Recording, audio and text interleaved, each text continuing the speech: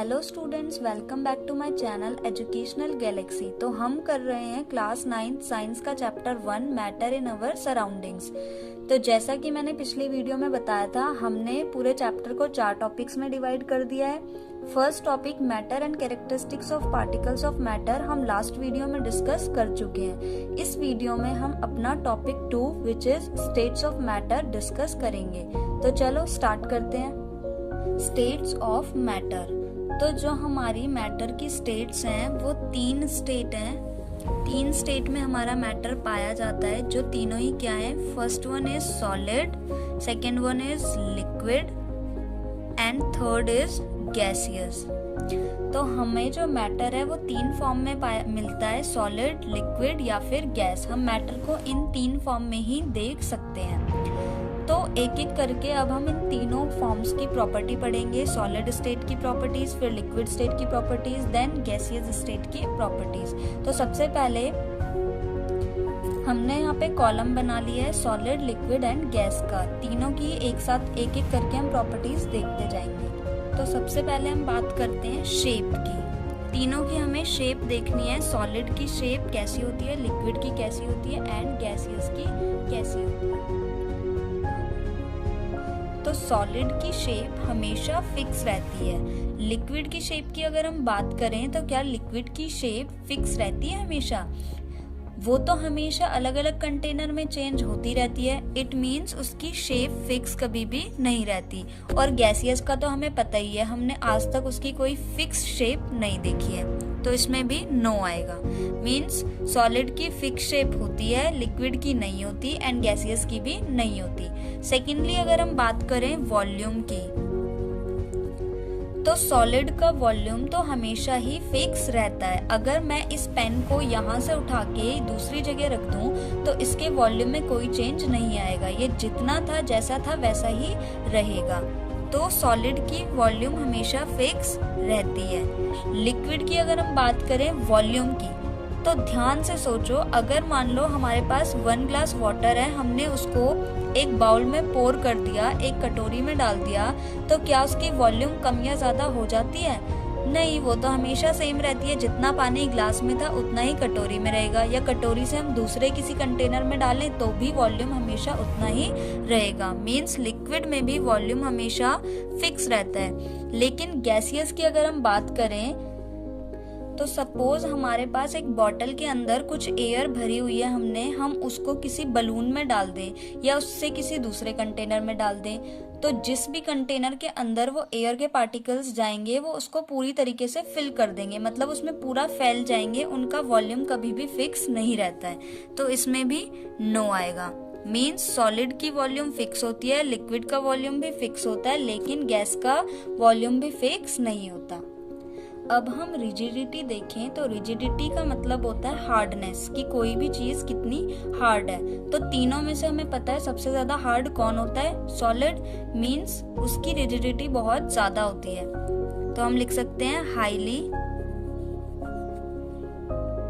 Rigid. लेकिन liquid की बात करें तो क्या वो रिजिड होता है, हार्ड होता है? नहीं। और गैस भी रिजिड नहीं होता, तो इन दोनों में ही नो आ जाएगा। मीन्स रिजिडिटी ना तो लिक्विड की होती है और ना ही गैसियस की होती है। अब फोर्थ चीज हम बात करते हैं कंप्रेसिबिलिटी की। कंप्रेसिबिलिटी का मतलब क्या होता है? दबा पाना। किसी भी चीज को दबा पाना कहलाती है कंप्रेसिबिलिटी। तो क्या हम सॉलिड को दबा सकते हैं? क्या मैं इस पेन को दबा के इसकी शेप चेंज कर सकती हूँ? नहीं। तो जो सॉलिड है उसमें कंप्रेसिबिलिटी नहीं होती। क्या मैं लिक्विड की शेप चेंज कर सकती हूँ उसे कंप्रेस करके? यस, लिक्विड को तो हम कंप्रेस कर सकते हैं। और क्या हम एयर को कंप्रेस कर सकते हैं? मींस गैस को कंप्रेस कर सकते हैं। एयर तो एक एग्जांपल हो गया। यस, हम गैस को भी कंप्रेस कर सकते हैं। फॉर एग्जांपल, हम एक बलून के अंदर अगर एयर भरें और उसको हम कंप्रेस करने की कोशिश करें, दबाने की कोशिश करें, तो हम उसको दबा सकते हैं। यहाँ तक कि जो गैस है वो हाईली कंप्रेसिबल होती है। मीन्स सबसे ज्यादा कंप्रेसिबल तीनों स्टेट में से मैटर गैसियस स्टेट में होता है, हाईली कंप्रेसिबल। अब हम देखते हैं स्ट्रक्चर ऑफ पार्टिकल्स। तीनों में कैसा कैसा स्ट्रक्चर होता है पार्टिकल्स का, सॉलिड में, लिक्विड में एंड गैसियस में। तो जो सॉलिड के पार्टिकल्स होते हैं वो टाइटली पैक्ड होते हैं, इनके बीच में स्पेस बहुत कम होता है, नाम मात्र का ही होता है। लिक्विड के जो पार्टिकल्स होते हैं इनके बीच में स्पेस होता है लेकिन थोड़ा बहुत ही होता है, लेकिन जो गैसियस स्टेट के पार्टिकल्स हैं इनके बीच में बहुत ज़्यादा स्पेस होता है। अगर इसको हम इससे बड़े कंटेनर में डालें तो स्पेस और भी ज़्यादा हो जाएगा। तो अब इस स्ट्रक्चर से ही हम एक प्रॉपर्टी और बना सकते हैं जो है फोर्स ऑफ अट्रैक्शन की। हमने characteristics of particles of matter में पढ़ा था लास्ट वीडियो में, जो उसकी थर्ड प्रॉपर्टी है कि किसी किसी मैटर में फोर्स ऑफ अट्रैक्शन ज़्यादा होता है, किसी में कम होता है। तो इसको देख के हमें साफ पता लग रहा है फोर्स ऑफ अट्रैक्शन किस में ज़्यादा होगा, सॉलिड वाले में। लिक्विड वाले में मीडियम होगा, जबकि गैसियस में फोर्स ऑफ अट्रैक्शन बहुत कम होगा, क्योंकि पार्टिकल्स बहुत दूर दूर हैं तो वो अट्रैक्ट एक दूसरे को बहुत कम कर पाएंगे।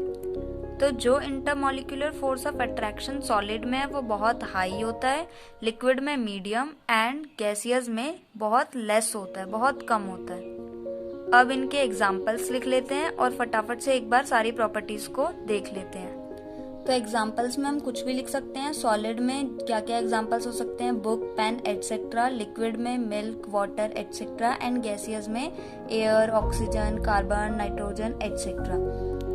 तो ये सारी हमारी प्रॉपर्टीज ऑफ मैटर थी, अलग अलग स्टेट की अलग अलग प्रॉपर्टीज। सबसे पहले शेप देखें तो सॉलिड की फिक्स होती है, लिक्विड और गैस की फिक्स नहीं होती। वॉल्यूम सॉलिड और लिक्विड की फिक्स होती है, गैस के फिक्स नहीं होती। रिजिडिटी सॉलिड में बहुत ज्यादा रिजिड होते हैं, लिक्विड और गैस रिजिड नहीं होते। कंप्रेसिबिलिटी सॉलिड कंप्रेसिबल नहीं होता, उसको हम दबा नहीं सकते। लिक्विड कंप्रेसिबल होती है और गैस हाईली कंप्रेसिबल होते हैं। इसके बाद स्ट्रक्चर ऑफ पार्टिकल्स तो दिख ही रहा है कि सॉलिड के बीच में स्पेस बहुत कम होता है, लिक्विड के बीच में मीडियम स्पेस होता है एंड गैसियस पार्टिकल्स के बीच में स्पेस बहुत ज्यादा होता है। Intermolecular force of attraction space में ही डिपेंड करता है, तो सॉलिड में स्पेस कम है तो इंटरमॉलिक्यूलर फोर्स ज्यादा होगा। लिक्विड में भी पार्टिकल्स के अंदर फोर्स जो है वो मीडियम होगा, लेकिन गैसियस में जो फोर्स है वो बहुत कम होगा क्योंकि पार्टिकल्स बहुत दूर दूर हैं। और एग्जाम्पल्स कुछ भी लिख सकते हैं तीनों स्टेट के स्टेट वाइज। तो अब हम कुछ क्वेश्चंस कर लेते हैं गिव रीजन के। तो हमारा फर्स्ट क्वेश्चन है, a gas fills completely the vessel in which it is kept. किसी भी गैस को किसी वेसल में रखा जाता है तो वो उसको पूरी तरीके से फिल कर देती है, पूरी तरीके से उसके अंदर भर जाती है। ऐसा क्यों होता है? तो अभी हमने गैसियस स्टेट की प्रॉपर्टी पढ़ी थी कि गैसियस स्टेट में पार्टिकल्स के बीच में स्पेस बहुत ज्यादा होता है, जिस वजह से उनमें फोर्स ऑफ अट्रैक्शन बहुत कम होता है, means less force of attraction. तो इसीलिए अगर हम गैस को किसी भी कंटेनर में रखें तो जो पार्टिकल्स हैं उनके बीच में स्पेस तो बहुत कम है, बहुत ज़्यादा है, और फोर्स ऑफ अट्रैक्शन बहुत कम है, तो वो पूरे कंटेनर को चाहे बड़े से में रखें चाहे छोटे से में, उसको वो पूरी तरीके से फिल कर देगी। Now our second question is that a gas exerts pressure on the walls of the container. Means किसी भी कंटेनर में जब गैस को रखा जाता है तो वो उसकी वॉल्स पे कांस्टेंट फोर्स लगाती है। ऐसा क्यों होता है? तो इसका आंसर भी फर्स्ट क्वेश्चन से मिलता जुलता है कि जो पार्टिकल्स ऑफ मैटर हैं गैसियस स्टेट में उनमें स्पेस बहुत ज्यादा होता है, इसलिए फोर्स ऑफ अट्रैक्शन बहुत कम होता है, जिस वजह से उनकी काइनेटिक एनर्जी ज्यादा होती है, काइनेटिक एनर्जी हाई होती है। अगर काइनेटिक एनर्जी ज्यादा होगी इसका मतलब वो दूर दूर तक मूव कर पाएंगे, इसलिए उनके अंदर अब ज्यादा एनर्जी है तो ताकत भी ज्यादा है, इसलिए वो कंटेनर पे फोर्स लगाते हैं कि उन्हें और बड़ा कंटेनर मिले जिसमें कि वो अच्छे से फैल जाए, इस तरीके से। तो इसमें हम आंसर में सिंपल सा लिख सकते हैं, due to less force of attraction and more space between particles of gas they possess more kinetic energy due to which they exerts pressure on the walls of the container. तो हमारा third question कह रहा है, we can easily move our hand in air but not in solid.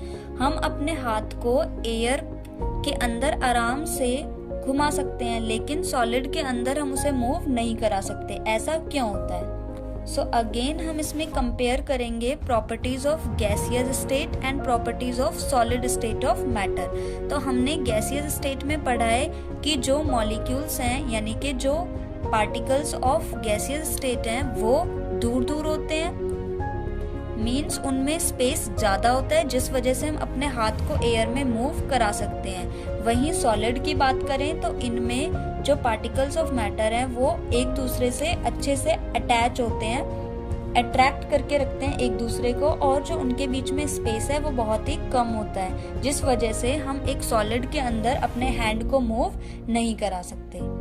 तो हम इसमें लिख सकते हैं air has more space between particles but solid does not, so we can easily move our hand in air but not in solid। तो आज हमने अपना टॉपिक 2 कंप्लीट कर लिया। हमारे टॉपिक 2 में हमने क्या क्या पढ़ा? सबसे पहले स्टेट्स ऑफ मैटर पढ़ी, सॉलिड, लिक्विड, गैस, फिर उनकी प्रॉपर्टीज पढ़ी और लास्ट में कुछ गिव रीजंस के क्वेश्चंस किए। तो अब नेक्स्ट वीडियो में हम अपना 3rd टॉपिक डिस्कस करेंगे, change in states of matter. तब तक इन्हीं टॉपिक्स को रिवाइज करते रहिए। Bye bye.